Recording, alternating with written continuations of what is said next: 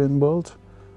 But I came back every time because I enjoyed it. I enjoyed the comradeship. I liked that we had the opportunity to go on deployments, because one thing is to do all your training and etc. when you're back in your home nation. But for me, it's an exam every time you deploy, because then it's not training anymore. You're going to have to do it for real. And for me, that has been very, very interesting. If I hadn't had that, I'm not so sure that I would have stayed in for so many years. And whenever you deploy as well, you make a very strong comradeship with the unit you're out with.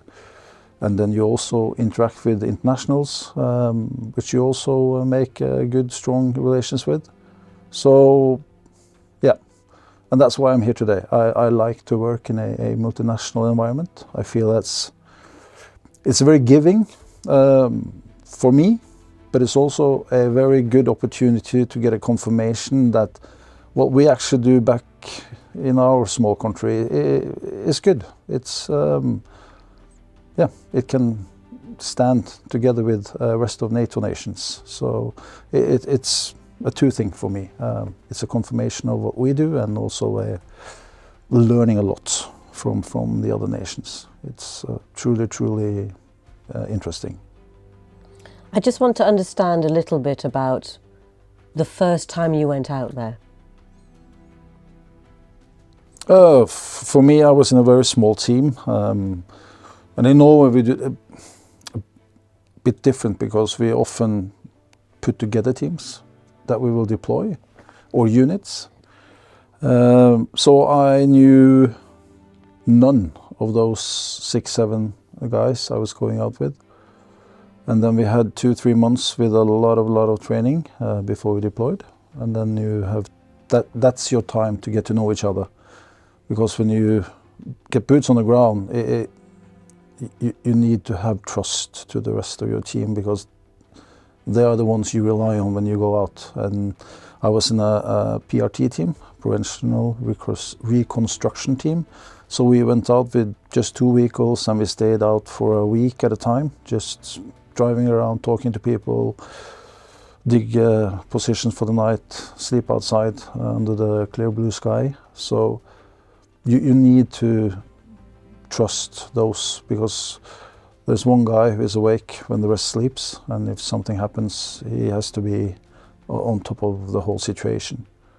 The country was totally new for me, because I'd only deployed on the Balkans before, so the landscape was just unbelievable. I was astonished when we were driving around.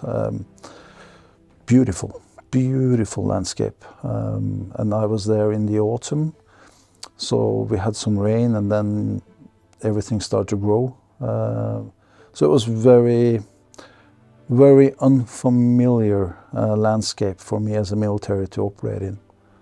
But it was, I learned a lot, as I always do when I deploy. And the image that I have from my first deployment was, as I said, we were there in the autumn. September, October, November, and it started to get kind of cold in November, and we were driving through this very small village, and there was a lot of children playing outside with nothing on their feet, very thin clothing, and I had just become a dad for the first time myself. So when I saw that's the image I have from my first deployment to Afghanistan, those kids playing outside in almost snowy weather conditions. That was tough. That was the first thing I was actually kind of... Ooh. Why was it tough?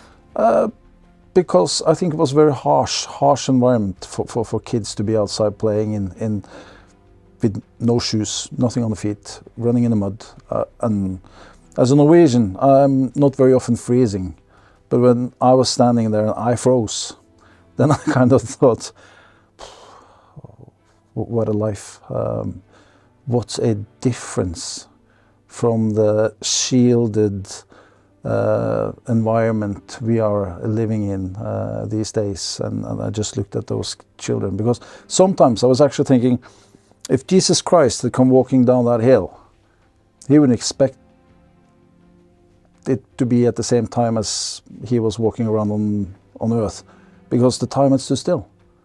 And here we came around with super high-tech equipment, clothes, everything, and you just looked around, and it's back to the year one. That's how it felt like for you? Yeah, it was very, very strange.